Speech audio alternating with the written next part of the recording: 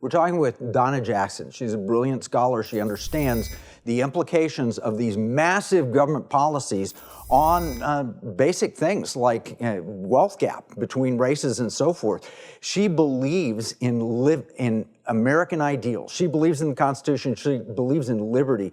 And she's got a unique perspective on the Green New Deal. Tell us why. Is it good or bad for Black America?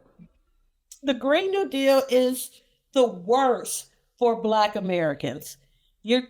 So the understanding, one thing that people should understand is the Black middle class, when it was actually really thriving, came from the industrialization of America.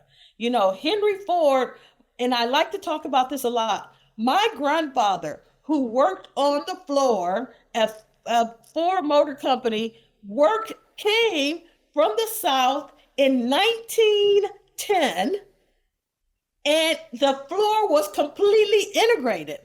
Markets, if you have a free market society, you don't have to worry about creating policies to say this is how we're going to get rid of racism, because the markets take care of that. That's how you have prosperity. The fact of the matter is, the Green New Deal has forced companies to close, especially industrial jobs that represent the best opportunity for minorities. They are high-paying, blue-collar gateway jobs that gives minorities the opportunity to buy homes. Most industrial jobs that the Green New Deal hates because they claim it's dirty air and polluting America and all the CO2 nonsense that you hear, those represent the highest paying jobs and usually pay double what you can have in non-industrial jobs. So if I could go to a job at Ford Motor Company where it's very normal for me to be able to make $80,000-$90,000 a year versus working in a retail store that's going to pay me 20 or 30, guess what? I too can be a homeowner.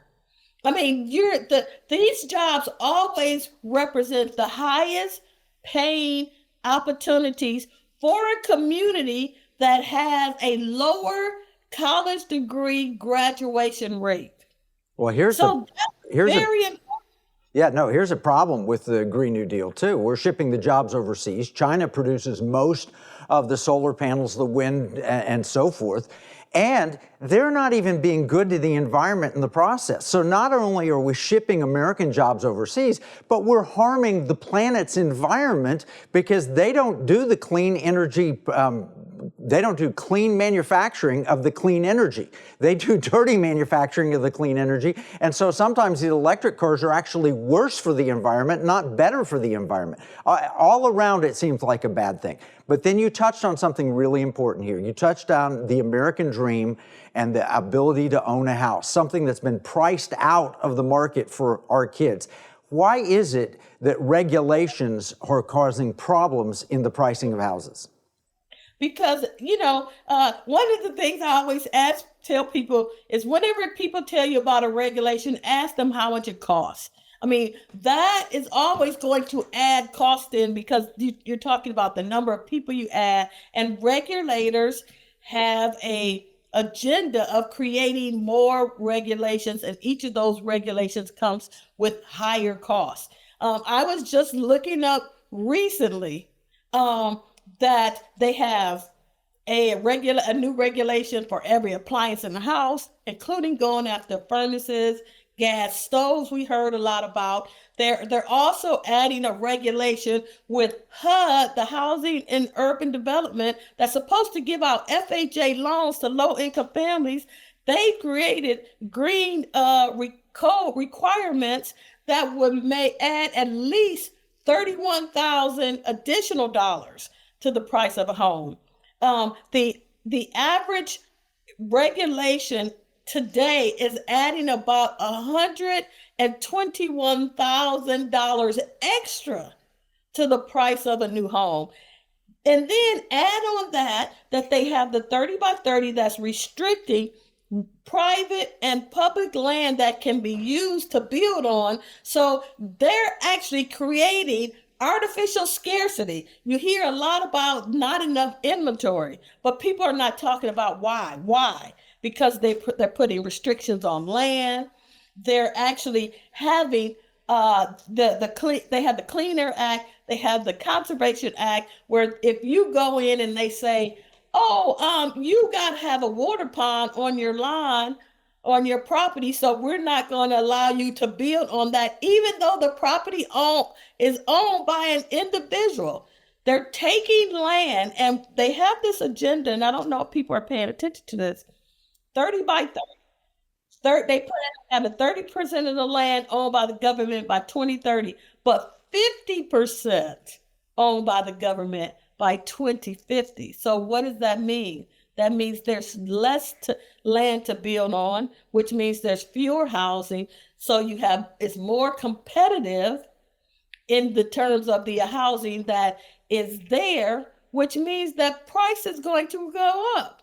I mean, that's economic 101. If you have more people building on the same thing and you have artificial scarcity, then you're going to price people out of the marketplace.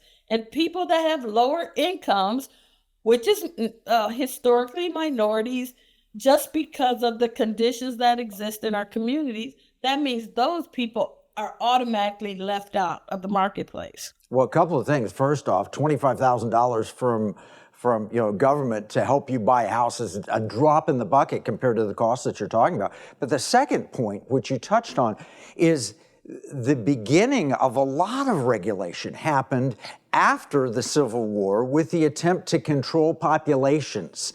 And so we're going to price people out of neighborhoods. We're going to price people out of automobiles.